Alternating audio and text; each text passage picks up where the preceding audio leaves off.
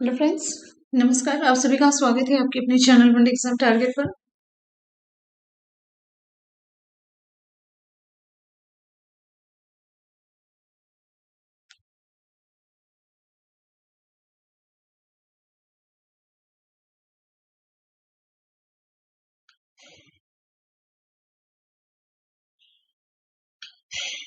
आवाज आ रही है? आवाज आ रही है? Okay okay okay okay okay okay. ठीक है, बढ़िया है। क्या हुआ? ये रोने वाला इमोजी क्यों भाई? रोने वाला इमोजी। हाँ, अभिषेक कोई बात नहीं, तबीयत ठीक हो जाएगी। हम सभी भगवान से प्रे करते हैं कि जल्दी से मम्मी की तबीयत सही हो जाए। बिल्कुल बिल्कुल परेशान नहीं, बिल्कुल भी परेशान नहीं होना है।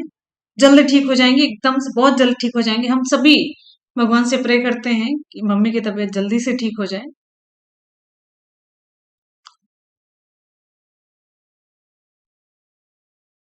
ठीक हो जाएंगे, परेशान मत होइए, ठीक हो जाएंगे।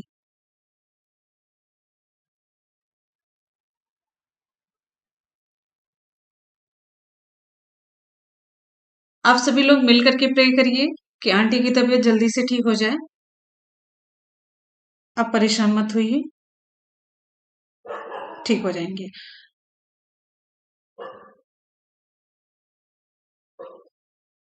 अभी कैसी तबीयत है?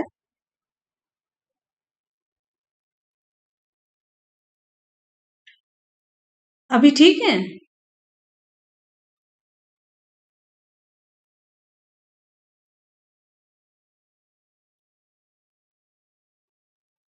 भगवान जी आंटी को जल्दी से ठीक करिए, एकदम से स्वस्थ रखिए उनको पहले की तरीके से। चलिए,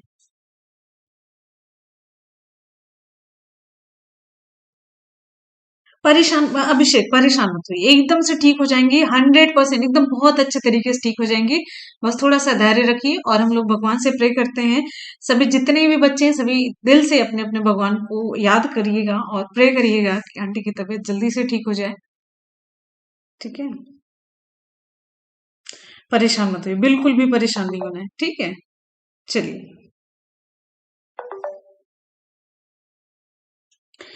चलिए आगे बढ़ते हैं अगले क्वेश्चन की तरफ। पहला क्वेश्चन हमारा आप सभी की स्क्रीन पर है और आप लोग टेलीग्राम से जुड़ जाइएगा। टेलीग्राम की लिंक आपको नीचे डिस्क्रिप्शन बॉक्स में मिल जाएगी। साथ ही साथ में आपको बता देते हैं one day exam target by Munmun करके, one day exam target by Munmun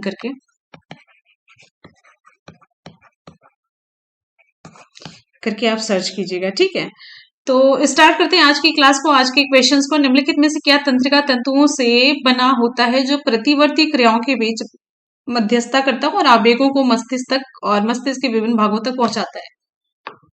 विकल्प हमारा कौन सा सही होगा? चलिए जल्दी से यहाँ पर देख लेते हैं। क्वेश्चन आप सभी की स्क्रीन पर है, फटाफट से आप लोग रिप्लाई करेंगे।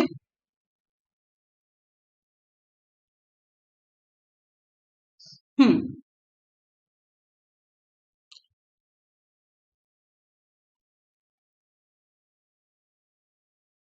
हाँ, आ जाइए क्वेश्चन की तरफ। बिल्कुल, तो यहाँ पर हमारा क्वेश्चन है, विकल्प आपका सही हो जाता है सी, मेरु रज्जु। विकल्प आपका सी से होता है, मेरु रज्जु है।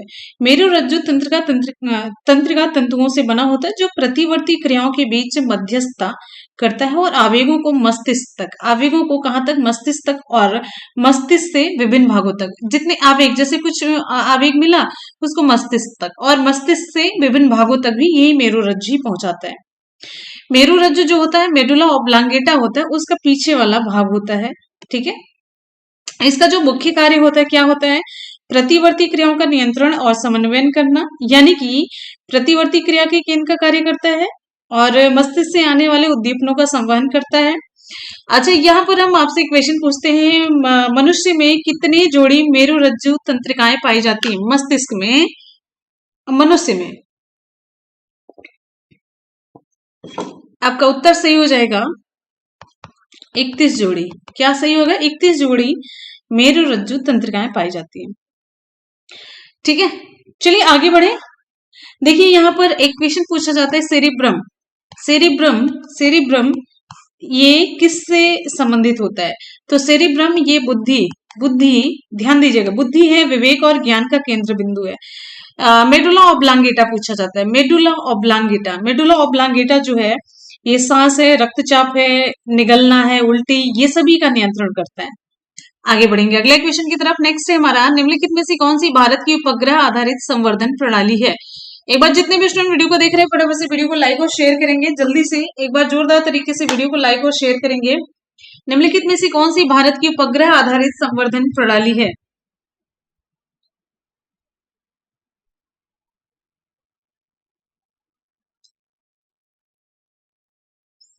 हम्म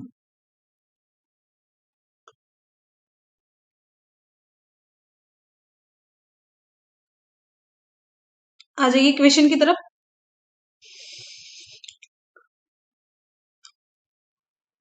शेयर करने लग गए हैं तो एक बार शेयर कर देते हैं। आप सभी लोग शिकायत करते हैं ना कि पहुंच नहीं पाता है, और आप लोग भी शेयर कर देंगे एक बार जल्दी से। हाँ, एक बार जल्दी से शेयर करेंगे। तो विकल्प यहाँ पर हमारा सही हो जाता है, निम्नलिखित में से कौन सी भारत की उपग्रह आधारित संवर्धन प्रणाली है? तो ये विकल्प आपका सही हो जाता है, विकल्प ए गगन है। विकल्प आपका ए सही हो जाता है, गगन है। ठीक है, गगन भारत की उपग्रह आधारित संवर्धन प्रणाली है। गगन का फुल फॉर्म क्या है? गगन का full form GPS, GPS aided, added geo augmented navigation. हम सारी चीजें बताते चलेंगे जिससे कभी कोई चीज आ जाए तो आपका कंफ्यूजन ना हो। और नाग जो है, ये नाग क्या है? ये एंटी टैंक मिसाइल है। यह दागो और भूल जाओ के सिद्धांत पर कार्य करता है। मैंने आपको एक बार बताया भी था, दागो और भूल जाओ के सिद्धांत पर ये कार्य करता है। हम्म और ये सतह से सतह पर करने वाला बैलिस्टिक मिसाइल है। और गगन शक्ति जो है ये भारतीय वायुसेना का युद्धाभ्यास है। और आगे बढ़ेंगे अगला क्वेश्चन। प्लास्टिक में निम्नलिखित में से किसका उपयोग किया जाता है? प्लास्टिक में निम्नलिखित में से किसका उपयोग किया जाता है? प्लास्टिक में निम्नलिखित में से किसका उपयोग किया जाता है? प्लास्टिक में निम्नलिखित में से किसका उपयोग किया जाता है? प्लास्टिक में निम्नलिखित में से किसका उपयोग किया जाता है? Krypton, ammonia, butane, ethylene. कौन सा विकल्प आपका सही होगा? यहाँ पर हमारा विकल्प सही हो जाता है, ध्यान दीजिएगा, ध्यान दीजिएगा, विकल्प यहाँ पर हमारा डी सही हो जाता है। ये एथिलीन, 100% प्लास्टिक में एथिलीन का उपयोग किया जाता है। हम्म अच्छा देखिए, जैसे ये जो पॉलीथीन है ना, ये मोनोमर, ये पॉलीमर होता है। पॉलीथीन जो है पॉलीमर होता है, मतलब इसमें बहुत सारे एक एक इकाइयां मिल जाती हैं फिर पॉलीमर बनाती है। ठीक है, मोनोमर मिलकर के पॉलीमर बनाती है, मतलब एकल इकाइयां मिलकर के बहुत ढेर सारी इकाइयां बनाती हैं। तो ये पॉलीथीन का जो एकलक है यानी कि मोनोमर है वो क्या है? जैसे आप ये माला देख रहे हैं, इसमें छोटी छोटी जो मोतियां हैं, ये मोनोमर हुआ। पॉलीमर ये पूरा माला हो गया। तो ये पॉलीथीन का मोनोमर क्या होगा? चलिए हम आपको विकल्प देते हैं, ethylene, ethylene, ethylene, styrene, amide. क्या सही होगा इसका? जल्दी से आप लोग रिप्लाई करेंगे, बहुत इंपॉर्टेंट सा क्वेश्चन। ऐसे क्वेश्चन पूछे जाते हैं, थोड़े से टफ माने जाते हैं। इथाइलिन, स्टायरीन, एमाइड, कौन सा विकल्प आपका सही होगा? बिल्कुल सही है, इसका सही जवाब हो जाता है इथाइलिन है। ठीक है, अच्छा एक क्वेश्चन पूछा जाता है, नायलॉन, नायलॉन है, नायलॉन ये किससे मिलकर के बना होता है? या हम ये कह सकते हैं ये किसका पॉलीमर है? नायलॉन किसका पॉलीमर है?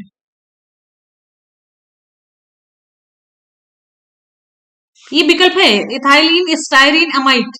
नायलॉन किसका पॉलीमर है? तो नायलॉन जो है एमाइड का पॉलीमर है, ध्यान दीजिएगा। आगे बढ़ेंगे, अगला क्वेश्चन हमारा है।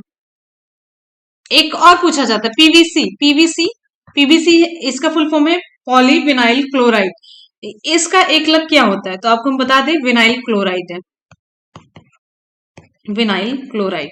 क्वेश्चन पूछा जाता है इसलिए हम बता रहे हैं। ठीक है, अगला क्वेश्चन हमारा ध्यान से देखेंगे, निम्नलिखित में से किसे प्राणी जगत के अंतर्गत वर्गीकृत किया जाता है? निम्नलिखित में से किसे प्राणी जगत के अंतर्गत वर्गीकृत किया जाता है?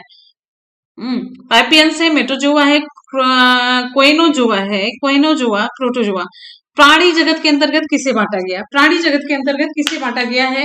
हाँ, थोड़ा सा आपको लग रहा होगा टफ सा क्वेश्चन है। प्राणी जगत के अंतर्गत किसे वर्गीकृत किया गया है? यहाँ पर हमारा विकल्प कौन सा सही होगा?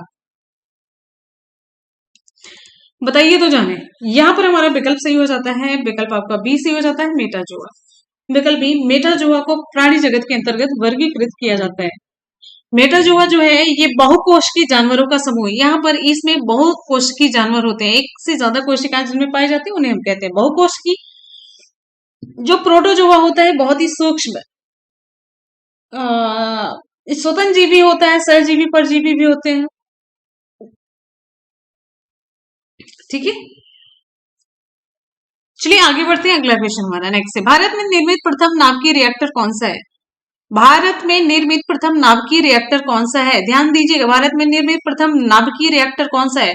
साइरस है, ध्रुव है, कामिनी, अप्सरा है। विकल्प आपका कौन सा सही होगा? एक बार जितने भी स्टूडेंट वीडियो को देख रहे हैं एक बार शेयर करेंगे आप सभी लोग, जल्दी से वीडियो को लाइक और शेयर करेंगे आप जल्दी से।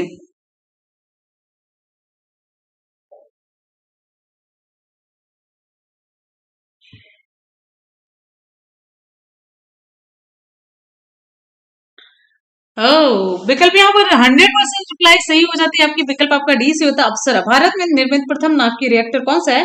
अप्सरा है। अप्सरा अनुसंधान रिएक्टर। अप्सरा की स्थापना कहां पर हुई है?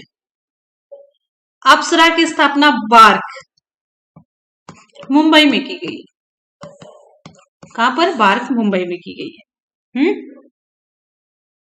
बहुत सारे रिएक्टर हैं, उनके निर्माण वर्ष है जो कि ज्यादा इंपॉर्टेंट है नहीं, सरसरी निगाह से आपको बताते चलते हैं। अप्सरा है, अप्सरा 1956, साइरस 1960, पूर्णिमा प्रथम 1972, पूर्णिमा द्वितीय 1984, तृतीय पूर्णिमा तृतीय 1990 और ध्रुव 1985। बस सरसरी निगाह से आगे बढ़ते हैं अगले क्वेश्चन पर। निम्नलिखित में से कौन सा एक अजैविक घटक नहीं है? निम्नलिखित में से कौन सा एक अजैविक घटक नहीं है? अगला, निम्नलिखित में से कौन सा एक अजैविक घटक नहीं है? जल है, हरा पौधा, सूर्य प्रकाश या फिर मृदा? सॉरी, अनैच्छिक क्रियाएं हैं। अगला क्वेश्चन हमारा नेक्स्ट है,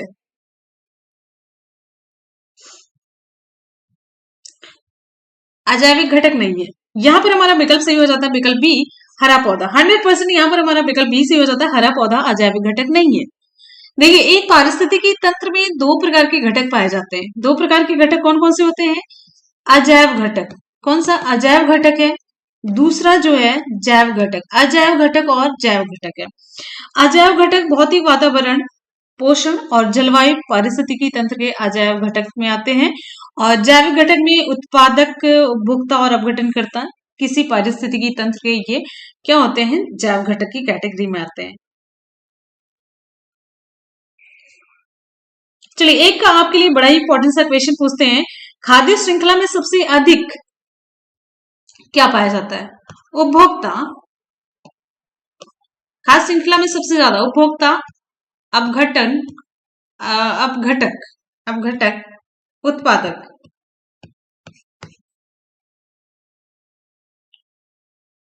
कौन सा सही जवाब होगा?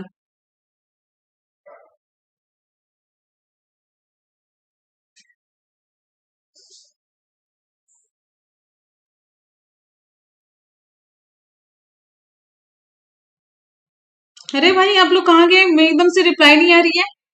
तो यहाँ पर सबसे ज्यादा उत्पादक होते हैं। विकल्प आपका यहाँ पर कौन सा सही होगा? उत्पादक सबसे ज्यादा संख्या में होते हैं, राइट? हाँ ठीक है, अच्छा आ रही है, आ रही है। आगे बढ़ेंगे, अगला क्वेश्चन हमारा नेक्स्ट। यहाँ पर हम आपसे पूछते हैं, अगले क्वेश्चन की तरफ चलते हैं। पूछेंगे नहीं, आप लोग को बुखार हो जाता है। कंप्यूटर के संदर्भ में ट्रैकर बॉल एक डिवाइस है। कैसा डिवाइस है? कंप्यूटर के संदर्भ में ट्रैकर बॉल एक डिवाइस है। कैसा? आउटपुट है, स्टोरेज है, प्रोसेसिंग है, इनपुट है। कंप्यूटर के संदर्भ में ट्रैकर बॉल एक डिवाइस है। Output, storage, processing, input. कौन सा विकल्प हमारा सही होगा? यहां पर हमारा सही हो जाता है विकल्प डी, इनपुट है। कंप्यूटर के संदर्भ में ट्रैकर बॉल एक इनपुट डिवाइस है। ठीक है, जो ट्रैक बॉल होता है ना, ट्रैक बॉल आप जानते होंगे, ट्रैक बॉल माउस का ही एक मतलब प्रारूप है जिसमें रबर बॉल नीचे ना होकर के ऊपर होता है। ट्रैक बॉल का प्रयोग मेनली लैपटॉप या कंप्यूटर में माउस के स्थान पर पॉइंटिंग डिवाइस के रूप में किया जाता है। ऐसे ऐसे वो पॉइंट मतलब बताता रहता है। चलिए आगे बढ़ेंगे, अगला हमारा क्वेश्चन है नेक्स्ट है, निम्नलिखित में से कौन आकाशीय प्राणियों में शामिल नहीं है? कशेरुकी जिनमें रीढ़ की हड्डी होती है, अकशेरुकी जिनमें रीढ़ की हड्डी नहीं होती है। तो कौन अकशेरुकी प्राणियों में शामिल नहीं है? कीट है, एरेक्निड है, मोलस्क प्राणी, सरीसृप है, कौन सा विकल्प आपका सही होगा? अब आगे बताइए विकल्प आपका कौन सा सही होगा? निम्नलिखित में से कौन अकशेरुकी प्राणियों में शामिल नहीं है? कीट है, एरेक्निड है, मोलस्क प्राणी, सरीसृप है, कौन सा विकल्प आपका सही होगा?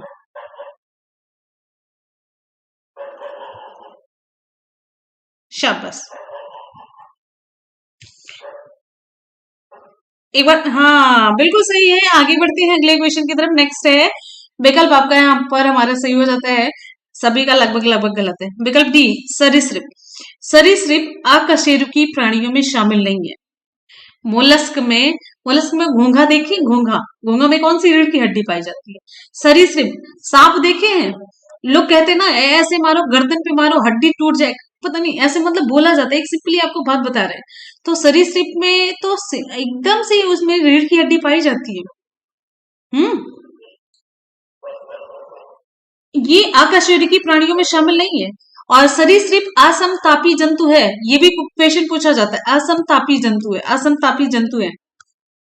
इनका शरीर शल्कों के द्वारा ढका होता है, आप सभी जानते हैं एकदम से चमक रहती है। सांप का ही एग्जाम्पल ले लीजिए। इनमें श्वसन कैसे होता है? श्वसन कैसे होता है? फेफड़ों के द्वारा होता है। कैसे होता है? फेफड़ों के द्वारा। अच्छा ये बताइए वर्तमान समय में सबसे बड़ा रेप्टाइल क्या है? छिपकली, सांप, मगरमच्छ, कौन सा सही होगा? छिपकली, सांप, मगरमच्छ, कौन सा विकल्प आपका सही होगा? सबसे बड़ा रेप्टाइल्स मगरमच्छ, ठीक है।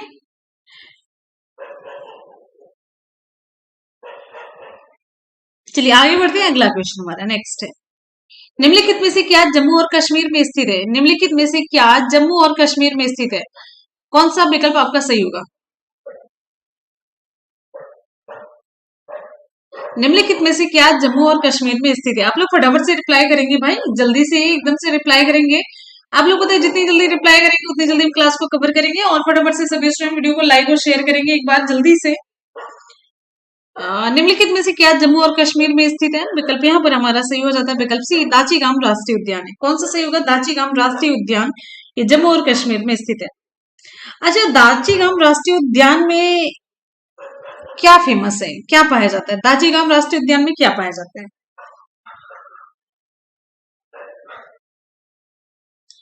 कश्मीरी हंगुल पाया जाता है, कश्मीरी स्टैप। अच्छा भारत का प्रथम, अभी मैंने क्वेश्चन बताया था, भारत का प्रथम राष्ट्रीय उद्यान, प्रथम राष्ट्रीय उद्यान का नाम आपको बताना है। भारत का प्रथम राष्ट्रीय उद्यान कौन सा था? जिम कॉर्बेट राष्ट्रीय पार्क उत्तराखंड में, इसका पुराना नाम क्या था? हैली नेशनल पार्क था। और इन सभी से ऊपर उठ चुका अभी प्रेजेंट टाइम में इसका नाम क्या हो चुका है आपको बताना है? रामगंगा। और इसकी स्थापना 1936 में की गई थी। अभी एक बड़ा इंपॉर्टेंट सा क्वेश्चन है, देश में राष्ट्रीय उद्यान नेशनल पार्क सबसे ज्यादा किस राज्य में है? उत्तर प्रदेश, मध्य प्रदेश, महाराष्ट्र, कहां पर है? तो हम आपको बताते हैं, देखिए देश में सर्वाधिक राष्ट्रीय उद्यान मध्य प्रदेश, अंडमान और निकोबार द्वीप समूह इनमें है। अच्छा यहाँ पर कुछ क्वेश्चन आपसे पूछते चलते हैं कि प्रमुख जो राष्ट्रीय उद्यान है वो किस राज्य से संबंधित है। चलिए यहाँ पर आपको बताना है रणथंभौर अभ्यारण्य कहाँ पर है? रणथंभौर अभ्यारण्य कहाँ पर है? रणथंभौर अभ्यारण्य कहाँ पर है? रणथंभौर अभ्यारण्य कहाँ पर है? जल्दी से, रणथंभौर कहाँ पर है? उत्तर प्रदेश, असम, राजस्थान, ओडिशा, फटाफट से जल्दी से बताइए, जितनी जल्दी आप लोग बताएंगे उतनी जल्दी। ओ बिल्कुल सही, रणथंभौर हो जाता है राजस्थान। चिल्का अभ्यारण्य कहाँ पर? चिल्का अभ्यारण्य कहाँ पर है? हमें विकल्प देने की जरूरत नहीं है। चिल्का अभ्यारण्य कहाँ पर है? चिल्का अभ्यारण्य कहाँ पर है?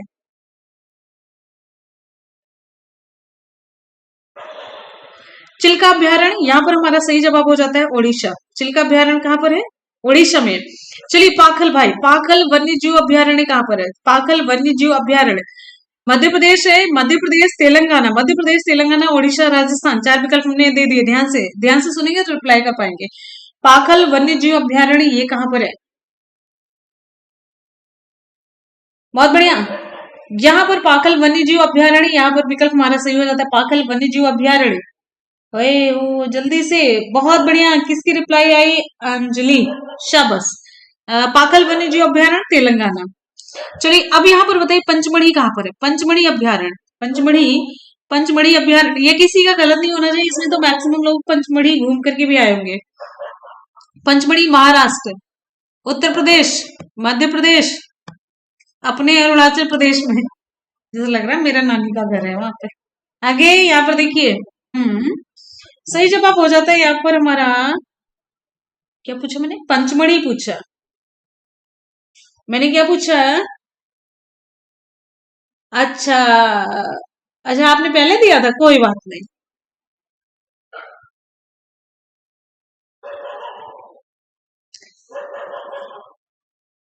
तुमको तो उठा के हम बाहर फेंकेंगे क्लास के, तब पता लगेगा।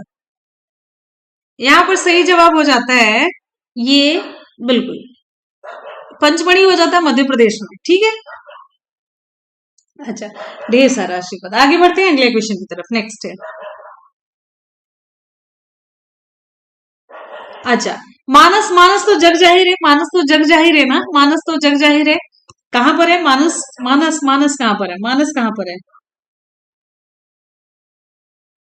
हाँ मैंने पाल रखे हैं। मानस कहां पर है? मानस असम में एकदम से। काजीरंगा कहां पे है? मानस,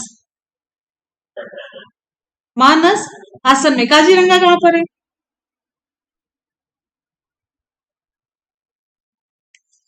काजीरंगा कहां पर है? असम में, वो भी है, ठीक है। चलिए भाई, अच्छा ये सबसे आसान सा आपके लिए, अगर ये ना पूछा, सारी चीज पूछ करके ये ना पूछा, तब तो बहुत ही बेकार है। दुधवा राष्ट्रीय उद्यान, दुधवा राष्ट्रीय उद्यान, दुधवा राष्ट्रीय उद्यान कहां पर है? ये क्वेश्चन पूछ के आप लोगों के लिए छोड़ करके चलते हैं अगले क्वेश्चन की तरफ। नेक्स्ट हमारा क्वेश्चन ध्यान से देखेंगे, नेक्स्ट क्वेश्चन की तरफ।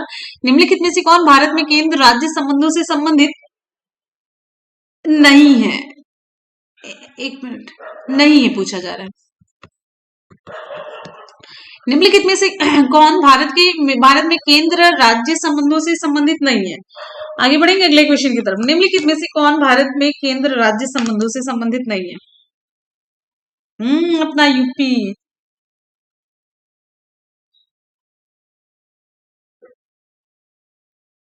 ठीक है, विकल्प यहाँ पर हमारा सही हो जाता है कोठारी आयोग। कोठारी आयोग भारत में केंद्र राज्य संबंधों से संबंधित नहीं है। किससे संबंधित है ये? फिर कौन बता सकता है कोठारी आयोग किससे संबंधित है? बहुत बढ़िया, बहुत बढ़िया, युगल साहू, शाबाश। बिना पूछे एकदम से, बहुत ही बढ़िया से रिप्लाई। देखिए, कोठारी आयोग भारत में केंद्र राज्य संबंधों से संबंधित नहीं है, 100% हो गया। तो फिर संबंधित किससे है? ये शिक्षा प्रणाली से संबंधित है। और इसकी स्थापना कब हुई थी? 1960, 61, 62, 64, 65 कब हुई थी? जल्दी से रिप्लाई करिए।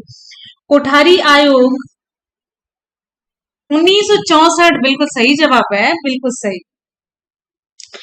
देखिए, 1964 में केंद्रीय सरकार ने डॉक्टर दौलत सिंह कोठारी, क्या नाम था?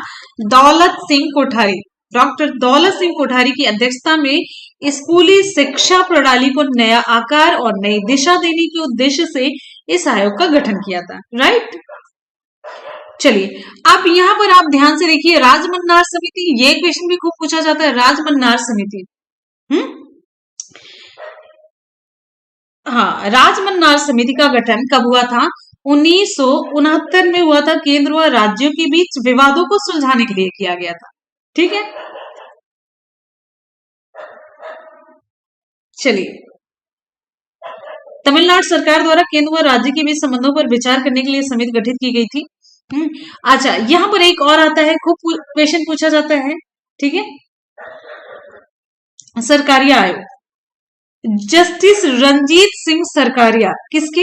रणजीत सिंह सरकारिया के नेतृत्व में गठित की गई थी सरकारिया आयोग। इसका गठन हुआ था 24 मार्च 1983 को। ध्यान से सुन लीजिए जितनी चीजें आपको बता रहे हैं। 1983 में केंद्र सरकार ने केंद्र राज्य संबंधों की समीक्षा करने और उनके संबंधों में संस्तुतियां करने के लिए यह सरकारी आयोग का गठन किया गया था। अच्छा, एक क्वेश्चन और पूछा जाता है, राजा चेलैया, यहां पर तो है नहीं, राजा चेलैया समिति, राजा चेलैया समिति का संबंध किससे है? राजा चेलैया समिति, राजा चेलैया, हाँ बिल्कुल सही, बहुत बढ़िया भाई, बहुत बढ़िया। ये टैक्स से, कर सुधार से संबंधित, बहुत बढ़िया। नाम लेंगे तो अभी सब लोग लड़ने लग जाते हैं।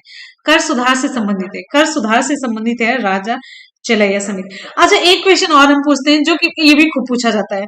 सुरेश तेंदुलकर, आपको पता होगा, सुरेश तेंदुलकर, हमने बताया भी है, सुरेश तेंदुलकर, ये समिति का संबंध किससे है? अब ये बताइए, सुरेश तेंदुलकर समिति का संबंध किससे? बहुत बढ़िया, बहुत बढ़िया, बहुत बढ़िया, बहुत बढ़िया। फिर से, हाँ, युगल और अंजलि, ज्योत्सना, रुचि, प्रियंका, वर्तिका, बहुत बढ़िया। ये सभी की रिप्लाई आई है बच्चों की एकदम से, और बाकी सब तो एकदम से पंचायती हैं। अगले क्वेश्चन की तरफ बढ़ते हैं। अगला क्वेश्चन आप सभी की स्क्रीन पर। महाविस्फोटक सिद्धांत, बिग बैंग थ्योरी का प्रतिपादक कौन था? महाविस्फोटक सिद्धांत बिग बैंग थ्योरी का प्रतिपादक कौन था? थॉमस बोल्ट, लैमेत्रे, कौन सा विकल्प आपका सही होगा? आगे,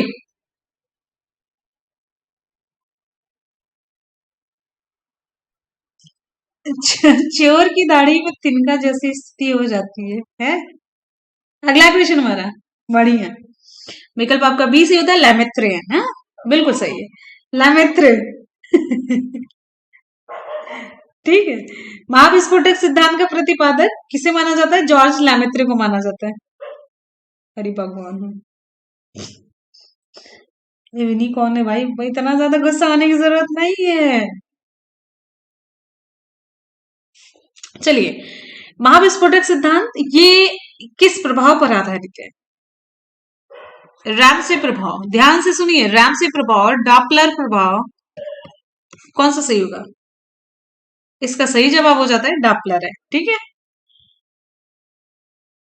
चलिए आगे बढ़ते हैं। हमारा अगला क्वेश्चन है, अगला क्वेश्चन ध्यान से देखेंगे। सौर प्रभामंडल, सोलर कोरोना का प्रेक्षण और अध्ययन करने हेतु भारत के वैज्ञानिक मिशन को क्या कहा जाता है?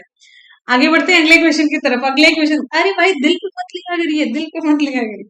सौर प्रभामंडल का प्रेक्षण और अध्ययन करने हेतु भारत के वैज्ञानिक मिशन को क्या कहा जाता है? चंद्रयान, एस्ट्रोस्टैट, कौन सा विकल्प आपका सही होगा?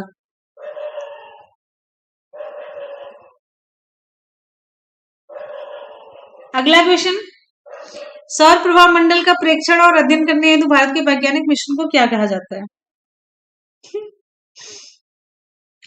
विकल्प आपका हमारा सही, विकल्प ये सही हो जाता है, विकल्प डी है। ठीक है, सौर प्रभाव मंडल का प्रेक्षण और अध्ययन करने हेतु भारत के वैज्ञानिक मिशन को आदित्य L1 कहा जाता है। ठीक है, विकल्प आपका डी सही होगा।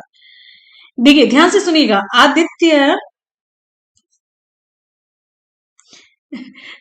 आदित्य L1 देश का पहला और कोरोनाग्राफ उपग्रह है। और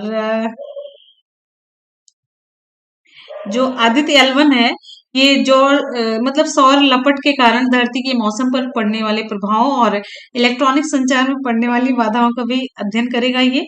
और आगे बढ़ते हैं अगले क्वेश्चन की तरफ। नेक्स्ट है अगला, 1 किलोबाइट कितने बाइट के बराबर होता है? 1 किलोबाइट कितने बाइट के बराबर होता है? 1 किलोबाइट कितने बाइट के बराबर होता है? आपको बहुत ही आसान सा, अब तक का सबसे आसान वाला क्वेश्चन यही है। अब तक का सबसे आसान सा क्वेश्चन है, 1 किलोबाइट में कितने बाइट होते हैं? 1 किलोबाइट कितने बाइट के बराबर होता है?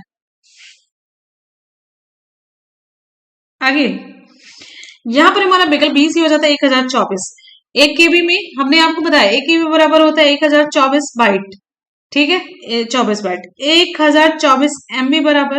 अब ये 1024 के भी बराबर होता है 1 MB, और 1024 MB बराबर 1 GB, 1024 GB बराबर 1 TB होता है। फिर 1 बाइट बराबर होता है 8 बिट के। और ये बड़ा इंपॉर्टेंट है, ये हमने नहीं बताया है और आप लोग जानते होंगे तो अलग बात है। 1 बाइट किसके बराबर होता है? 1 बाइट बराबर होता है 8 बिट के। ये पूछा जाता है। और एक जो निबल होता है वो 4 बिट के बराबर होता है, ये ध्यान रखिएगा ये, ठीक है। और बाकी आप लोगों को पता ही था। आगे बढ़ेंगे, नेक्स्ट है हमारा अगला क्वेश्चन। निम्नलिखित में से कौन से राज्य में विधान परिषद नहीं है? Legislative council. आगे मिलेगा 4 विकल्प आपको। निम्नलिखित में से कौन से राज्य में विधान परिषद नहीं है? निम्नलिखित में से कौन से राज्य में विधान परिषद नहीं है? तेलंगाना, कर्नाटक, महाराष्ट्र, केरल। निम्नलिखित में से कौन से राज्य में विधान परिषद नहीं है? तो ये विकल्प आपका सही हो जाता है डी, केरल है। यहाँ पर हमारा 100% विकल्प डी सही हो जाता है, केरल राज्य में विधान परिषद नहीं है। वर्तमान में 6 राज्यों में विधान परिषद है। एक मिनट आप खिड़की बंद करते हैं। वर्तमान में 6 राज्यों में विधान परिषद है।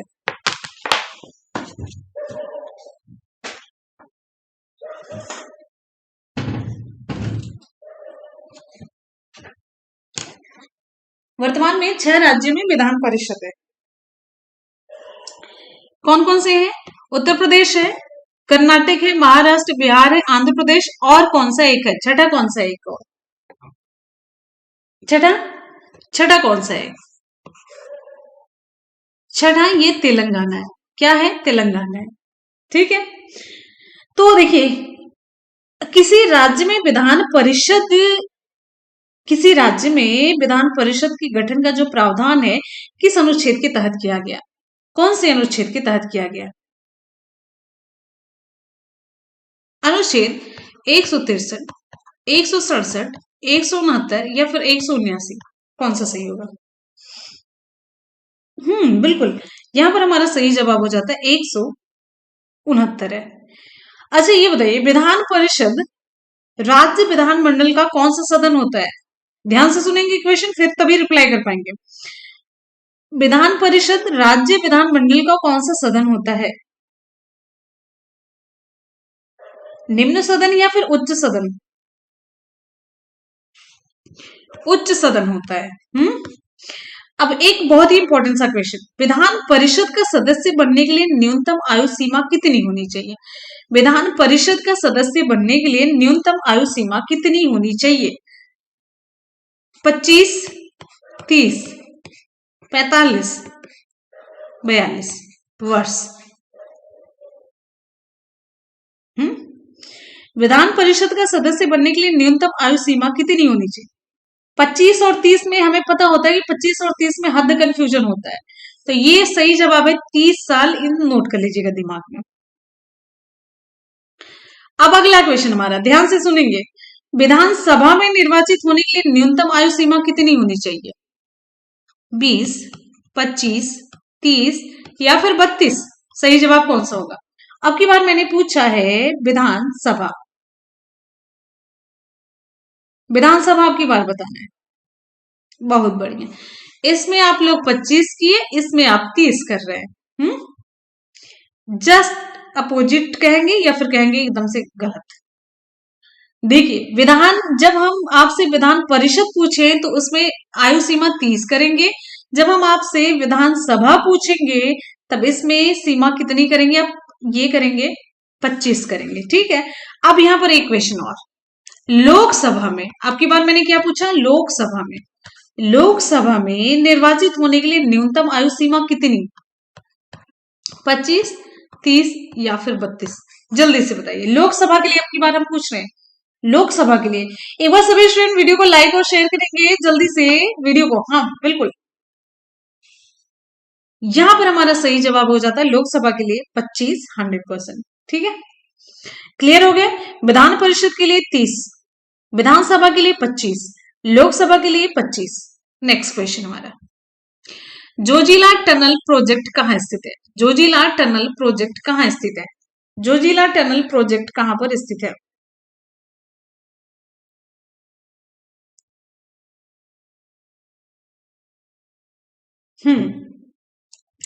विकल्प आपको 20 ही होता है। जम्मू कश्मीर, ठीक है, बिल्कुल। जोजिला टनल प्रोजेक्ट जम्मू और कश्मीर में स्थित है। जोजिला सुरंग परियोजना को ये जनवरी 2018 में भारत सरकार द्वारा अनुमोदित किया गया था और इसके निर्माण की शुरुआत 2018 में प्रधानमंत्री मोदी के द्वारा की गई थी। वर्तमान में केंद्र शासित प्रदेश जो लद्दाख है, इसके कारगिल जिला में सोनमर्ग और द्रास शहर के बीच ये स्थित है, इतना जानते रहिएगा। और जोजिला दर्रा मिलनी, ये जानिए, जोजिला दर्रा आपको मैंने बताया है, जोजिला दर्रा लद्दाख और कश्मीर को जोड़ता है। अब कह सकते हैं श्रीनगर, श्रीनगर को लेह से जोड़ता है। ठीक है, क्लियर हो गया यहाँ पर। इस टनल का काम कब तक पूरा होने की संभावना है? 2023, 25, 26। और जोजिला टनल की लंबाई आपको बताते चलते 14.15 किलोमीटर है।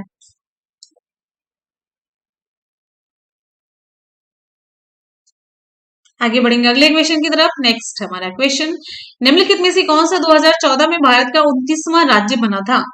आगे बढ़िए, नेक्स्ट हमारा क्वेश्चन। ओके, आगे बढ़िए। Okay Umesh, thank you. Copy paste नहीं। अगला, निम्नलिखित में से कौन सा 2014 में भारत का 29वां राज्य बना था? झारखंड, उत्तराखंड, सिक्किम या फिर तेलंगाना? यहाँ पर हमारा सही जवाब हो जाता है, बिल्कुल सही है, विकल्प आपका डी से हो जाता है, तेलंगाना। तेलंगाना 2014 में भारत का 29वां राज्य बना था। वर्तमान में कुल कितने राज्य हैं? वर्तमान में कुल कितने राज्य हैं? 29, 28, 27 या फिर 30? वर्तमान में कुल कितने राज्य हैं?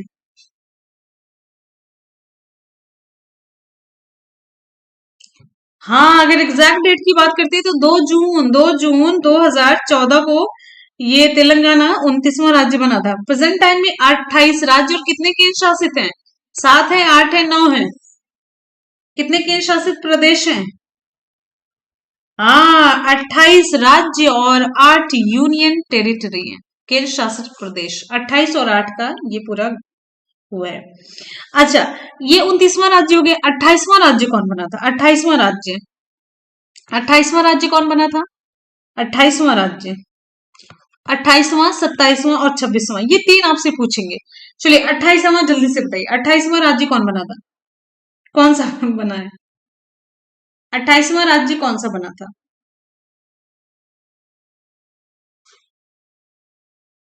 हम्म 28वां राज्य झारखंड। उत्तराखंड कौन बोलिस? माने भैया झारखंड बता, उत्तराखंड बता रहे। 28वां है झारखंड। अच्छा, हो सकता है उत्तराखंड ना बताया। 28वां झारखंड है। अच्छा ये बताइए 27वां, हमने जब 28वां पूछा, 27वां आप कैसे बता सकते हैं? 28वां में झारखंड है। और अगर एग्जैक्ट डेट की बात करते हैं तो ये 28वां तो बना, लेकिन कब? 2000 में। लेकिन एग्जैक्ट डेट के साथ कौन बताएगा? जल्दी से बताइए, झारखंड के बारे में ही अभी आप लोग रिप्लाई करेंगे।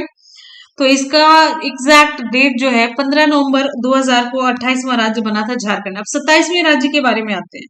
27वां राज्य कौन सा बना है? 27वां राज्य हमारा उत्तराखंड बना। ठीक है, गलत लिखा गया, उत्तराखंड, पता नहीं क्या, उत्तराखंड समझिएगा। उत्तराखंड बना है, कब बना था? ये भी 2000 में बना, लेकिन ये 9 नवंबर 2000 को बना था। ठीक है, अब यहाँ पर 26वां राज्य कौन सा बना है? 26वां राज्य जल्दी से आप बताएंगे, 26वां राज्य कौन सा बना है? 26वां राज्य, 26वां ओके, 26वां बना है आपका, ये रहा है छत्तीसगढ़। इधर ही इर्द गिर्द में बड़ा ही नक्सली सा इलाका, छत्तीसगढ़। ठीक है, हाँ। तो 1 नवंबर 2000 को ये बना, 1 नवंबर 2000 को ये बना 26वां राज्य। 1 नवंबर, 9 नवंबर, 15 नवंबर। लेकिन इसी में बड़ा छोटा तो हो गया, 1 सेकंड पहले कोई पैदा हो जाता तो बड़ा भाई हो जाता है ना। अब यहाँ पर 25वां राज्य आप बताएंगे, 25वां राज्य कौन सा बना था? अब हम आगे क्वेश्चन की तरफ बढ़ते हैं, नेक्स्ट है। ठीक है, अगला क्वेश्चन ध्यान से देखेंगे। भारत में सार्वजनिक क्षेत्र के उद्यमों में विनिवेश प्रक्रिया किस वर्ष प्रारंभ हुई?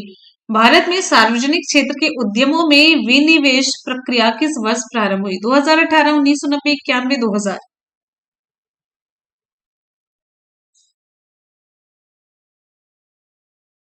25वां राज्य गोवा था।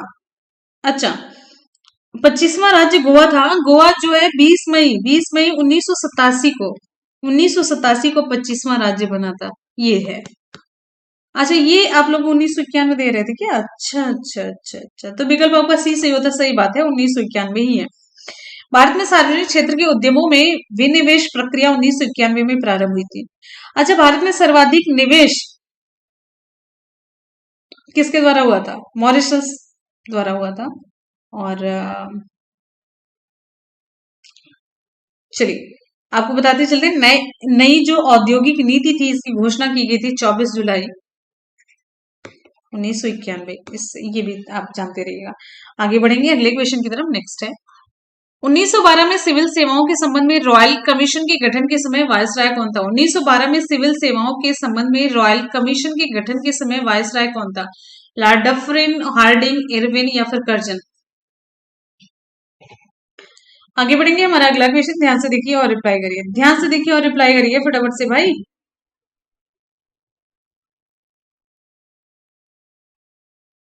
हाँ, विकल्प यहाँ पर हमारा बी से होता है, लॉर्ड हार्डिंग। कौन सा सही होगा? लॉर्ड हार्डिंग, विकल्प आपका बी से होता है। 1912 में सिविल सेवाओं के संबंध में रॉयल कमीशन के गठन के समय वायसराय लॉर्ड हार्डिंग द्वितीय थे। इनके समय इन्हीं के समय 1912 में आपको पता होगा दिल्ली भारत की राजधानी बनाई गई थी। और इन्हीं के समय में ही एक बहुत ही तगड़ा काम हुआ था। कौन सा काम हुआ था, कोई बता सकता है? चलिए जल्दी से बताइए, कोई बताए। इन्हीं के समय में एक बहुत तगड़ा काम हुआ था, बहुत ज्यादा।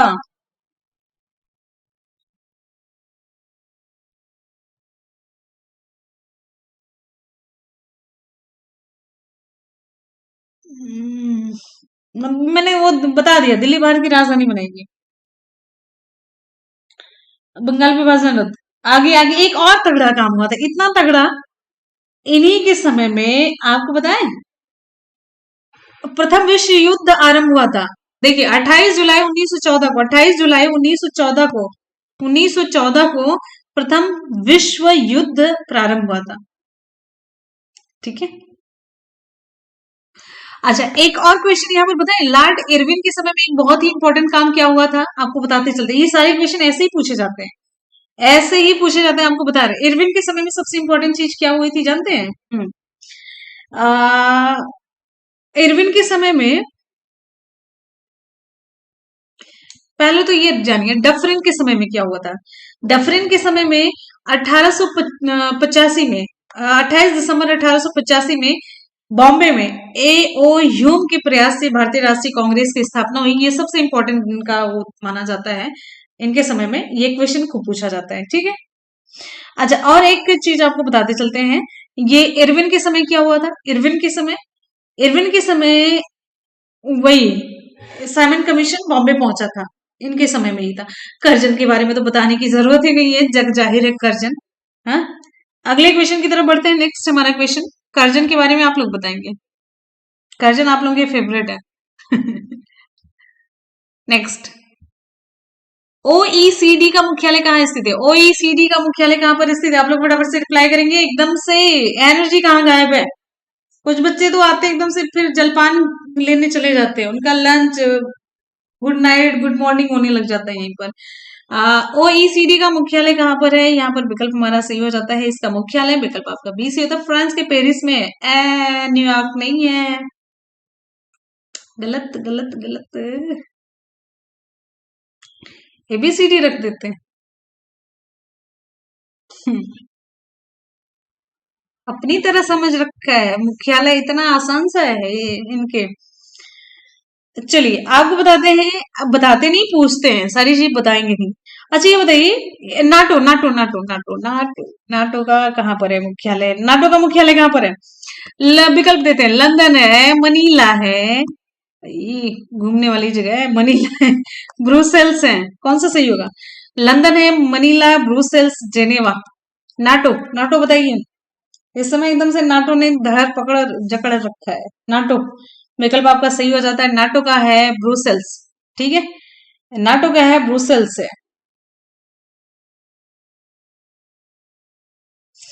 चलिए अब ये बताइए एशियाई विकास बैंक का मुख्यालय कहाँ पर है? ADB, Asian development bank, ADB का मुख्यालय कहाँ पर है?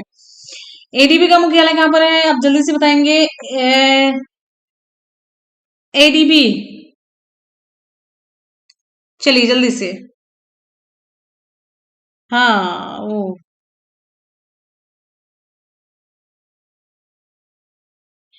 OECD, organisation for economic cooperation and development, ठीक है। ऑर्गेनाइजेशन फॉर, ई से इकोनॉमिक, सी से कोऑपरेशन एंड ई से डेवलपमेंट। चलिए आगे, यहाँ पर हमारा सही जवाब हो जाता है, बिल्कुल सही है, एशिया विकास बैंक का हो जाता है, सही जवाब हो जाता है मनीला। अच्छा ये बताइए एमएनएसटी इंटरनेशनल का मुख्यालय कहाँ पर है? एमएनएसटी, एमएनएसटी इंटरनेशनल का मुख्यालय कहाँ पर है? एमएनएसटी इंटरनेशनल का मुख्यालय, इंटरनेशनल का मुख्यालय कहाँ पर है? एमएनएसटी इंटरनेशनल का मुख्यालय कहाँ पर है? हाँ बिल्कुल सही, लंदन, सही जवाब हो जाता है। आगे, अच्छा रेड क्रॉस का कहाँ पर है? रेड क्रॉस का हेडक्वार्टर कहाँ पर है? रेड क्रॉस का हेडक्वार्टर कहाँ पर है? रेड क्रॉस का,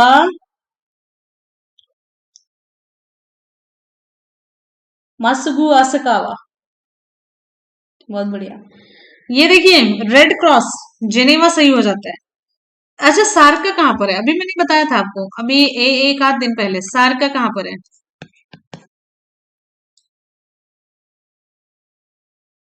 सार्क का है काठमांडू में। इंटरपोल का कहाँ पर है? इंटरपोल बता दे तो जाने, इंटरपोल का कहाँ पर है? Interpol, Interpol. आगे, ये आप लोगों के लिए क्वेश्चन छोड़ के जाते हैं, आगे देखेंगे। महान साहित्यिक कृति मृक्ष कटिकम का लेखक कौन है? महान साहित्यिक कृति जिसका नाम है मृक्ष कटिकम, इसका लेखक किसे माना जाता है? हर्ष है, शूद्रक है, भास है, कालिदास है? महान साहित्यिक कृति मृक्ष कटिकम के लेखक कौन है?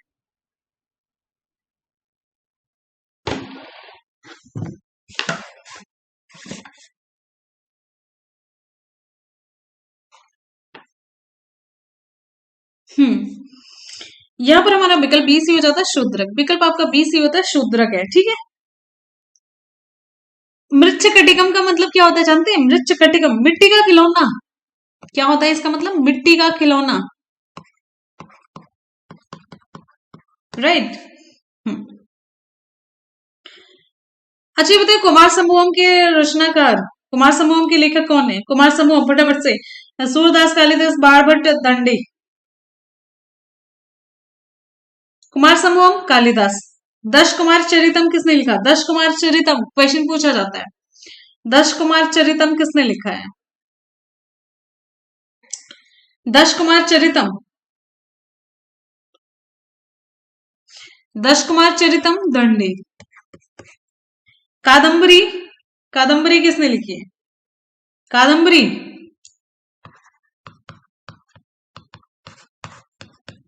कादम्बरी किसने लिखी है?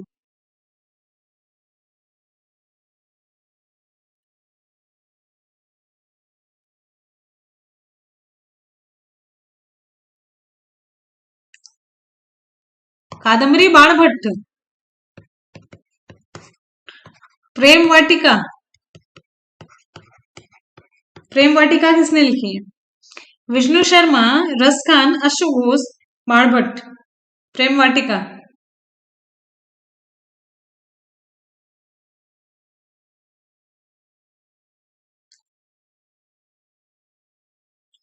प्रेम वाटिका।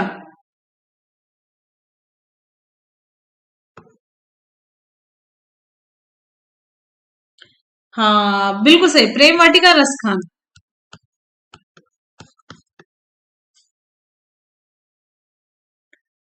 चलिए साहित्य लहरी,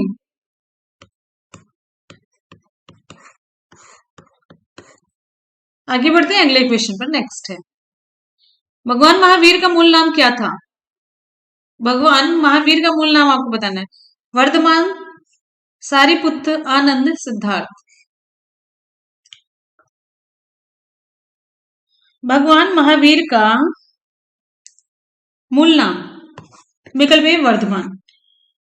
इन्होंने 30 वर्ष की उम्र में माता पिता की मृत्यु के पश्चात अपने बड़े भाई नंदीवर्धन से अनुमति लेकर के संन्यास जीवन तब एक्सेप्ट करा था। और महावीर स्वामी जैन धर्म के 20वें तीर्थंकर हुए। ठीक, सही। चलिए भाई आगे बढ़ते हैं। अच्छा, महावीर स्वामी का जन्म कहाँ पर हुआ था? महावीर स्वामी का जन्म कहाँ पर हुआ था? ये वैशाली के कुंड ग्राम में हुआ था। कहाँ पर हुआ था? वैशाली के कुंड ग्राम में हुआ था। और इनके पिता सिद्धार्थ थे।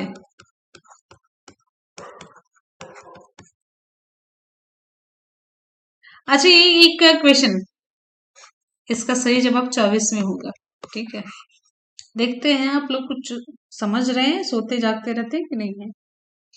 अच्छा, ये बताइए, महावीर ने अपना उपदेश किस भाषा में दिया था? पाली, संस्कृत? हाँ ठीक है, 24 में जानबूझ के मैंने लिखा था संस्कृत। और प्राकृत, जिसे हम अर्धमागधी भी कहते हैं, कौन सा सही जवाब होगा? पाली, संस्कृत, प्राकृत, अर्धमागधी, कौन सा विकल्प आपका सही होगा?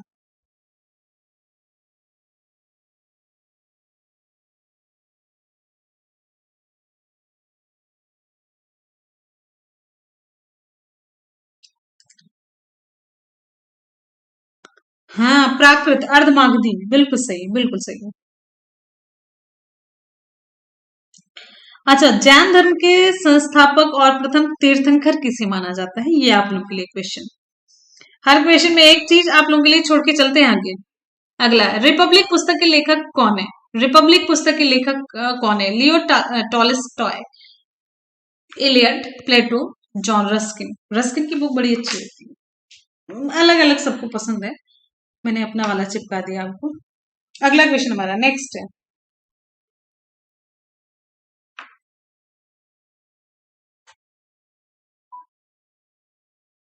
रिपब्लिक पुस्तक के लेखक कौन है?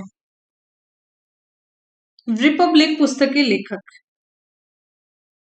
विकल्प सी हमारा सही होता है, प्लेटो। ठीक है। अच्छा, ये बताइए, मदर इंडिया किसने लिखी? Mother India, mother India.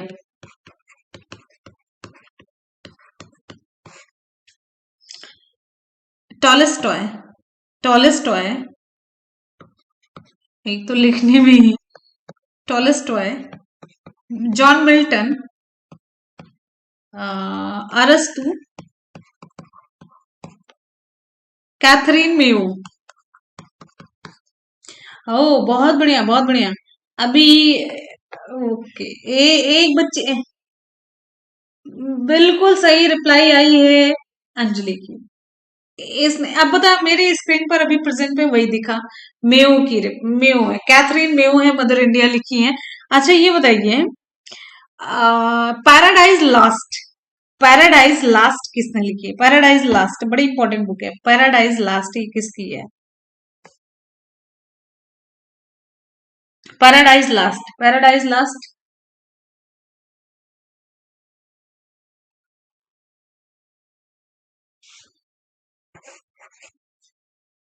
Milton की है।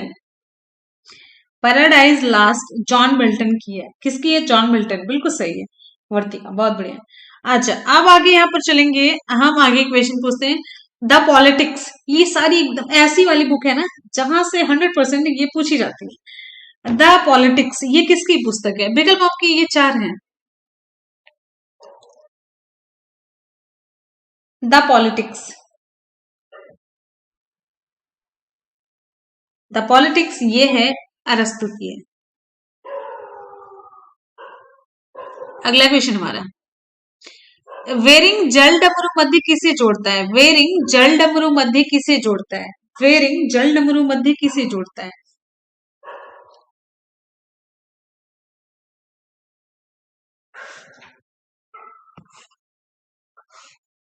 आर्कटिक महासागर और प्रशांत महासागर को किसे जोड़ता है? आर्कटिक महासागर और प्रशांत महासागर को वेरिंग जल डमरू मध्य जोड़ता है। अभी हम आपसे कुछ क्वेश्चन पूछने लग जाएंगे, फिर आप लोग एकदम से ऐसे मतलब उब जाते हैं। देखिए, यहाँ पर हम और पूछते हैं, भूमध्य सागर और अटलांटिक, भूमध्य और अटलांटिक को, भूमध्य सागर और अटलांटिक को कौन सा जल डमरू मध्य जोड़ता है? जिब्राल्टर, डोबर, मलक्का, फ्लोरिडा,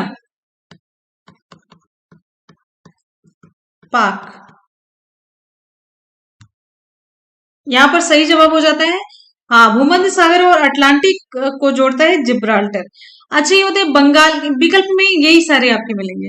बंगाल की खाड़ी और मन्नार की खाड़ी को कौन सा मतलब कौन से जल डमरू मध्य जोड़ता है?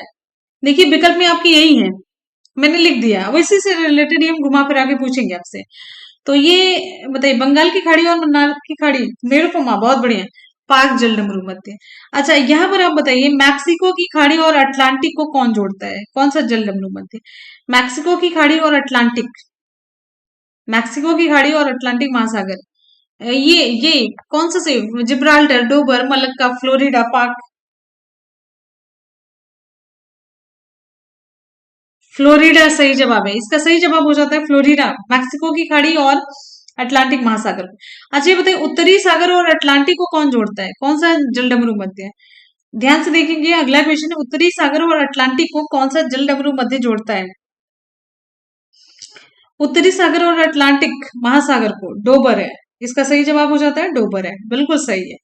अच्छा, अब यहाँ पर बताइए, जावा सागर, जावा सागर और बंगाल की खाड़ी को, जावा सागर और बंगाल की खाड़ी को कौन जोड़ता है? जावा सागर और बंगाल की खाड़ी को कौन जोड़ता है? जावा सागर और बंगाल की खाड़ी को, एक ही बच रहा है।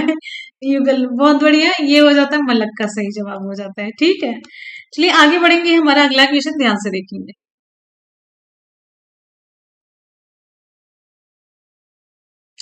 किसी चट्टान में नत वलन, डाउन फोल्ड को क्या कहा जाता है? किसी चट्टान में नत वलन को क्या कहा जाता है? अभिनति, शीर्ष नति, अपनति या फिर पश्चिमति?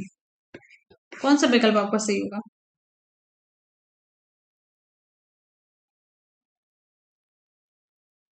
किसी चट्टान के नत वलन को क्या कहा जाता है? यहाँ पर हमारा विकल्प ए सही हो जाता है, अभिनति कहते हैं। क्या कहते हैं? अभिनति, डाउन फोल्ड को अभिनति कहते हैं। हम्म जो पृथ्वी के अंतर मतलब जो बल उत्पन्न होता है, फिर उसके बाद से ना जो संपीड़न हो जाता है अंदर ना, तो चट्टानों में ऐसे लहरनुमा मोड़ पड़ जाती है। तो इस प्रकार की जो लहरनुमा मोड़ होती है, उसी को वलन कहते हैं, फोल्ड कहते हैं। वलन में कुछ भाग ऊपर उठ जाता है और कुछ भाग नीचे धंस जाता है। तो ऊपर उठे हुए भाग को क्या कहते हैं? ऊपर उठा हुआ जो भाग होता है उसे हम कहते हैं अपनति। ध्यान दीजिएगा, अपनति कहते हैं उसे। क्या कहेंगे? अपनति कहते हैं। ठीक है, एंटी क्लाइंस कहते हैं, एंटी क्लाइंस कहते हैं। और जो नीचे धंस जाता है, नीचे धंसा हुआ भाग अवनति कहते हैं, साइक्लाइंस कहते हैं। ठीक है, सिन अरे भाई, सिनक्लाइंस, सिनक्लाइंस है। ठीक है, एंटी क्लाइंस और सिनक्लाइंस है। करेक्ट, ये है।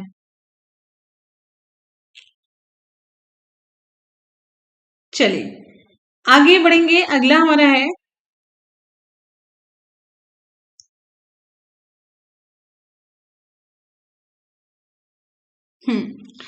अगला क्वेश्चन, निम्नलिखित में से कौन सा एक प्राचीन बौद्ध ग्रंथ है? निम्नलिखित में से कौन सा एक प्राचीन बौद्ध ग्रंथ है? रघुवंशम, विष्णु पुराण, अभिधर्म कोश, ऋतु संहार? हाँ हाँ, ठीक है, आगे आगे। विकल्प यहाँ पर हमारा सी सी होता है, अभिधर्म कोश एक प्राचीन बौद्ध ग्रंथ है। और बौद्ध धर्म के बारे में हमें जो ज्ञान मिलता है किससे मिलता है? त्रिपिटक से ही मिलता है। त्रिपिटक, त्रिपिटक में आप देखेंगे विनय पिटक, सुत्त पिटक और अभिधम पिटक होता है। और तीनों पिटकों की भाषा कौन सी? तीनों पिटकों की भाषा कौन सी आपको बताना है ये। और बौद्ध धर्म के संस्थापक गौतम बुद्ध थे। इन्हें एशिया का ज्योतिपुंज कहा जाता है, क्वेश्चन पूछा गया है। और गौतम बुद्ध का जन्म कहाँ पर हुआ था? कपिल वस्तु के लुम्बिनी नामक स्थान पर हुआ था। तीनों की भाषा ये पाली है, बिल्कुल सही जवाब। तीनों पिटकों की जो भाषा है वो पाली भाषा है। अगला हमारा क्वेश्चन है, विशिष्टाद्वैत दर्शन के संस्थापक कौन थे? विशिष्टाद्वैत दर्शन के संस्थापक कौन थे? विशिष्टाद्वैत दर्शन के संस्थापक कौन थे? निम्बार्क, माधवाचार्य, विष्णु स्वामी रामानुजाचार्य। विकल्प आपका कौन सा सही होगा? विशिष्टा द्वैत दर्शन के संस्थापक कौन थे? इसका सही जवाब हमारा हो जाता है, इसका सही जवाब है विकल्प आपका डी, रामानुजाचार्य। रामानुजाचार्य। अच्छा, और प्रमुख दर्शन जो थे उनके संस्थापक, द्वैतवाद के संस्थापक जानते हैं कौन था? द्वैतवाद के प्रवर्तक जो थे मध्वाचार्य थे। चारवाक जो दर्शन है इसके प्रवर्तक चारवाक ही थे। सांख्यिकी कौन थे? सांख्यिकी कौन थे? सांख्यिकी कौन थे? कपिल या गौतम? सांख्य और न्याय दोनों आप बताएंगे, सांख्य और न्याय आप दोनों बताएंगे। फिर उसके बाद आप बताइए, हम बताते हैं वैशेषिक। कणाद थे, कणाद या उलूक। उत्तर मीमांसा वादरायण, पूर्व मीमांसा जैमिनी। लेकिन यहाँ पर सांख्य के कपिल, न्याय के गौतम। ठीक है, चलिए आगे हम बढ़ेंगे। हमारा अगला क्वेश्चन ध्यान से देखेंगे। अगला क्वेश्चन, असम और अरुणाचल प्रदेश को जोड़ने वाला भारत का सबसे लंबा सड़क सह रेल पुल क्या कहलाता है? असम और अरुणाचल प्रदेश को जोड़ने वाला भारत का सबसे लंबा सड़क सह रेल पुल क्या कहलाता है? गोदावरी ब्रिज, बोगीबील ब्रिज, पंपवन या फिर हावड़ा? कौन सा विकल्प आपका सही होगा? असम और अरुणाचल प्रदेश को जोड़ने वाला भारत का सबसे लंबा सड़क सह रेल पुल क्या कहलाता है? तो यहाँ पर हमारा विकल्प बी से हो जाता है, बोगीबील ब्रिज है। विकल्प आपका बी से होता है। ठीक है, असम के डिब्रूगढ़ शहर के पास ब्रह्मपुत्र नदी पर बना हुआ है ये, और इस पुल की जो लंबाई है 4.94 किलोमीटर के करीब है।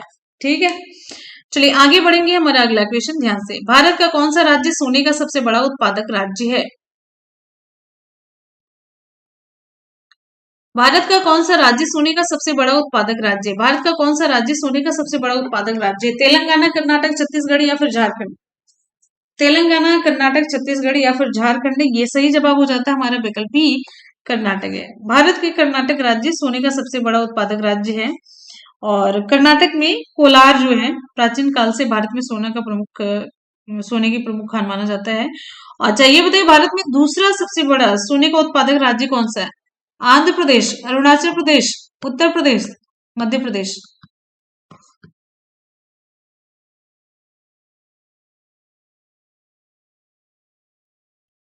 अच्छा, आपने उत्तर प्रदेश का एक जिला है जहां पर सोना, मतलब सोने की खान होने की संभावना सर्वे ऑफ इंडिया ने की है। सर्वे ऑफ इंडिया के द्वारा कहा गया कि यहाँ पर सोने की खान है।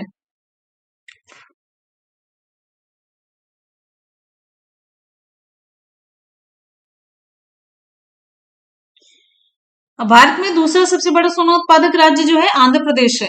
आंध्र प्रदेश है, अब पता नहीं एपी कौन सा लिख दिया, आंध्र प्रदेश है। ठीक है, अच्छा आपको यहाँ पर बताना है। हाँ बिल्कुल अभिषेक, बहुत बढ़िया, सोनभद्र इसका सही जवाब है। ठीक है, सोनभद्र है।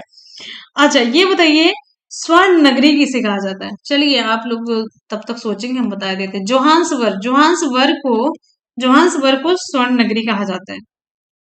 सबसे बड़े सोने का जो भंडार है कहाँ पर है, किस देश के पास है, ये आप बताएंगे। अच्छा, घरेलू खपत सोने का मतलब सबसे ज्यादा कहाँ पर है? भारत में ही घरेलू खपत है सोने की सबसे ज्यादा। और एक क्वेश्चन है, सबसे अक्रियाशील धातु कौन सी है? सबसे अक्रियाशील धातु, अक्रियाशील धातु, सबसे अक्रियाशील धातु कौन सी है? आपको उत्तर हो जाएगा सोना। ठीक है, चलिए भाई आगे बढ़ेंगे अगले क्वेश्चन की तरफ। निम्नलिखित में से कौन प्रख्यात व्यक्ति बारदोली से संबंधित है? निम्नलिखित में से कौन प्रख्यात व्यक्ति बारदोली से संबंधित है? महावीर, गुरु नानक, अरविंदो घोष, सरदार वल्लभ भाई पटेल? कौन सा विकल्प हमारा सही होगा? निम्नलिखित में से कौन प्रख्यात व्यक्ति बारदोली से संबंधित है? बारदोली से संबंधित प्रख्यात व्यक्ति,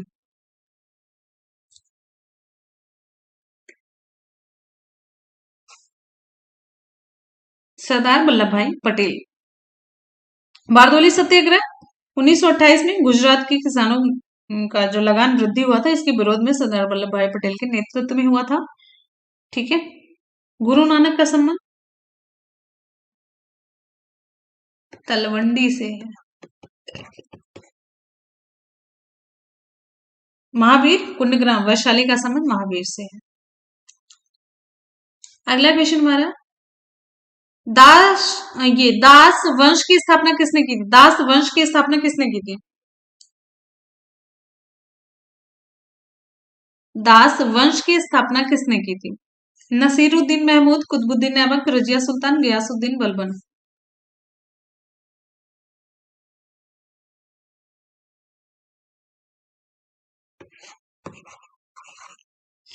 कुतुबुद्दीन ऐबक ने गुलाम या फिर दास वंश की स्थापना की थी, 1206 में की थी।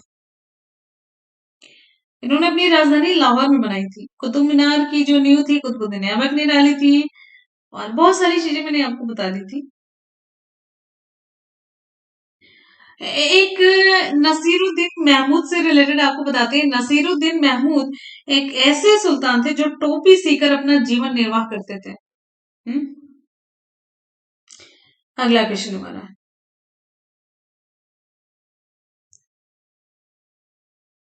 निम्नलिखित में से दक्षिण अफ्रीका की प्रशासनिक राजधानी कौन सी है? दक्षिण अफ्रीका की प्रशासनिक राजधानी तो बता सकते हैं?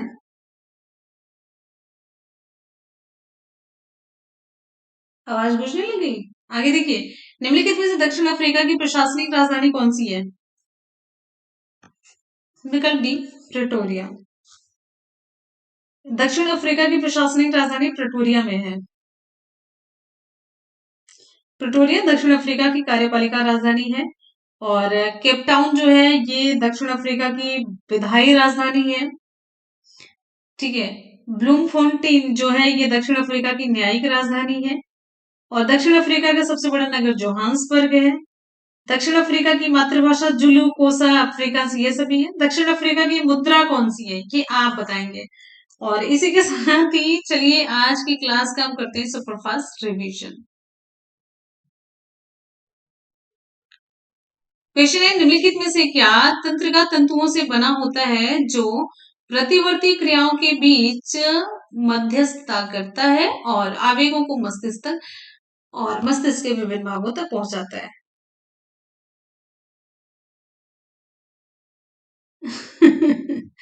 विकल्प यहाँ पर हमारा सी हो जाता है, मेरुरज्जु। नेक्स्ट क्वेश्चन, निम्नलिखित में से कौन सी भारत की उपग्रह आधारित संवर्धन प्रणाली है? यहाँ पर हमारा विकल्प सही हो जाता है, विकल्प ए गगन है। नेक्स्ट है, प्लास्टिक में निम्नलिखित में से किसका उपयोग किया जाता है? प्लास्टिक में निम्नलिखित में से किसका उपयोग किया जाता है? प्लास्टिक विकल्प आपका डी सी हो जाता है, एथिलीन है। नेक्स्ट है, निम्नलिखित में से किसे प्राणी जगत के अंतर्गत वर्गीकृत किया जाता है? निम्नलिखित में से किसे प्राणी जगत के अंतर्गत वर्गीकृत किया जाता है? प्राणी जगत के अंतर्गत अंतर्गत किसे वर्गीकृत किया जाता है ये आप जानते रहिए। विकल्प यहाँ पर आपका बी सी हो जाता है, मेटाजोआ है। विकल्प आपका बी सी होता है, मेटाजोआ है। नेक्स्ट क्वेश्चन पर बढ़ेंगे, भारत में निर्मित प्रथम नाभ के रिएक्टर कौन सा है? भारत में निर्मित प्रथम नाभ के रिएक्टर कौन सा है? तो यहाँ पर कौन सा जवाब सही होगा? विकल्प आपका डी सही होता है, अप्सरा है। निम्नलिखित में से कौन सा एक जैविक घटक नहीं है? विकल्प यहाँ पर आपका बी सी हो जाता है, हरा पौधा। अरे सॉरी, अजैविक घटक, अजैविक घटक नहीं। कंप्यूटर के संदर्भ में ट्रैक बॉल एक डिवाइस है कैसी? ट्रैक बॉल, ये विकल्प आपका डी सी होता है, इनपुट डिवाइस। निम्नलिखित में से कौन आकाशीय प्राणियों में शामिल नहीं है? आकाशीय में विकल्प आपका डी सी होता है, सरीसृप। निम्नलिखित में से क्या जम्मू और कश्मीर में स्थित है? दाचीगाम राष्ट्रीय उद्यान। विकल्प आपका सी से होता है। निम्नलिखित में से कौन भारत में केंद्र राज्य संबंधों से संबंधित है? भारत में केंद्र राज्य संबंधों से संबंधित नहीं है पूछा जाए तब यहाँ पर एक उत्तर आएगा, नहीं तो बाकी कई है इसमें। विकल्प एक, कोठारी आयोग, ये संबंधित है स्कूली शिक्षा प्रणाली से और इसका गठन हुआ था 1964 में डॉक्टर दौलत सिंह कोठारी की अध्यक्षता में। महाविस्फोटक सिद्धांत बिग बैंग थ्योरी का प्रतिपादक कौन था? बिग बैंग थ्योरी, विकल्प आपका बी सी होता है, विकल्प बी चार्ल्स लेमेत्रे। सौर प्रभामंडल का परीक्षण और अध्ययन करने हेतु भारत के वैज्ञानिक मिशन को क्या कहा जाता है? आदित्य L1। 1 किलोबाइट कितने बाइट के बराबर होता है? 1 किलोबाइट बराबर होता है, विकल्प आपका बी से होता है, 1024। निम्नलिखित में से कौन से राज्य में विधान परिषद नहीं है? अगला क्वेश्चन अगले स्क्रीन पर, निम्नलिखित में से कौन से राज्य में विधान परिषद नहीं है? कौन से राज्य में विधान परिषद नहीं है? विकल्प आपका डी से होता है, केरल है इसका सही जवाब। जोजिला टनल प्रोजेक्ट कहाँ स्थित है? जोजिला टनल प्रोजेक्ट विकल्प आपका बी सी होता है जम्मू कश्मीर में। जोजिला टनल प्रोजेक्ट जम्मू कश्मीर में स्थित है, विकल्प आपका बी।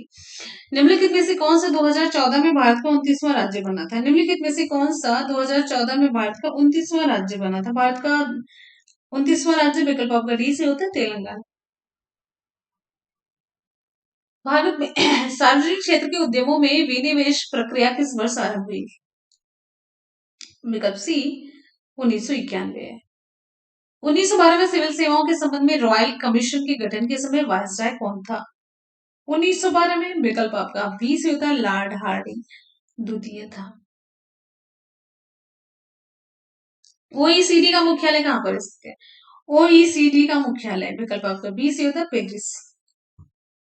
महासाहित्यिक कृति मृच्छकटिकम मिट्टी का खिलौना इसके लेखक कौन है? मृच्छकटिकम विकल्प आपका बी सी हो जाता है शूद्र। महावीर भगवान महावीर का मूल नाम क्या है? भगवान महावीर का मूल नाम विकल्प आपका ए से होता है वर्धमान। रिपब्लिक पुस्तक के लेखक कौन है? रिपब्लिक पुस्तक के लेखक विकल्प सी हमारा सही होता है प्लेटो। बाकी मैंने बहुत सारी बुक्स इसमें पूछी थी, आपसे पूछा था paradise last John Milton, mother India Catherine Mayo, the politics अरस्तु, और एक और पुस्तक है, नहीं आप पूछेंगे नहीं आपसे। वेरिंग जल डमरू मध्य किसे जोड़ता है? विकल्प आपका सी सी हो जाता है आर्कटिक महासागर और प्रशांत महासागर को। किसी चट्टान में नत वलन को डाउनफोल्ड है उसे हम क्या कहेंगे? अभिनति कहेंगे। तो ये देख लीजिए, किसी चट्टान में जो डाउनफोल्ड होता है उसे हम कहते हैं अभिनति, और अपनति जो ऊपर होता है। अगला क्वेश्चन, निम्नलिखित में से कौन सा एक प्राचीन बौद्ध ग्रंथ है? प्राचीन बौद्ध ग्रंथ कौन सा है? प्राचीन बौद्ध ग्रंथ की अगर हम बात करते हैं तो यहाँ पर हमारा विकल्प सी से होता है अभिधर्म कोश है। विशिष्टाद्वैत दर्शन के संस्थापक विशिष्टाद्वैत रामानुजाचार्य विकल्प आपका डी से होता है। अगला क्वेश्चन, असम और अरुणाचल प्रदेश को जोड़ने वाला भारत का सबसे लंबा सड़क सह रेल पुल क्या कहलाता है? विकल्प आपका यहाँ पर बी से होता है बोगीबील ब्रिज है। नेक्स्ट क्वेश्चन हमारा अगला है, भारत का कौन सा राज्य सोने का सबसे बड़ा उत्पादक राज्य है? सोने का सबसे बड़ा उत्पादक राज्य है, विकल्प यहाँ पर हमारा सही हो जाता है सोने का सबसे बड़ा उत्पादक विकल्प बी कर्नाटक है। निम्नलिखित में से कौन प्रख्यात व्यक्ति बारडोली से संबंधित है? सरदार वल्लभ भाई पटेल। जग जाहिर सा क्वेश्चन है। दास दास वंश की स्थापना या फिर गुलाम वंश की स्थापना? विकल्प आपका बी सी होता है कुतुबुद्दीन ऐबक, यह सही जवाब हो जाता है। आगे है हमारा अगला क्वेश्चन, दक्षिण अफ्रीका की प्रशासनिक राजधानी कौन सी है? विकल्प डी प्रेटोरिया। इसी के साथ ही आज की क्लास हो जाती है कंप्लीट। चलेंगे आज के सवाल की तरफ। आज का सवाल आप सभी का पहला सवाल है। आज के सवाल में पहला सवाल हम आपसे पुस्तक से रिलेटेड पूछेंगे, war and peace. War and peace इसके लेखक। दूसरा क्वेश्चन, मीन कैम्प। तीसरा क्वेश्चन, प्रिंसिपिया। ये सभी लेखक आपको बताना है। प्रिंसिपिया।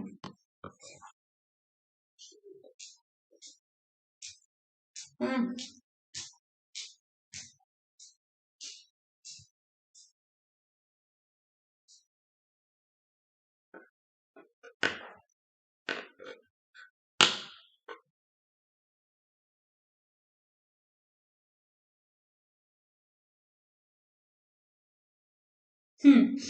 तो फ्रेंड्स इसी के साथ ही आज की क्लास हो जाती है कंप्लीट। मिलेंगे फिर कल आपसे, तब तक के लिए good bye, take care, thank you so much, love you all, bye, take care, जय हिंद, वंदे मातरम।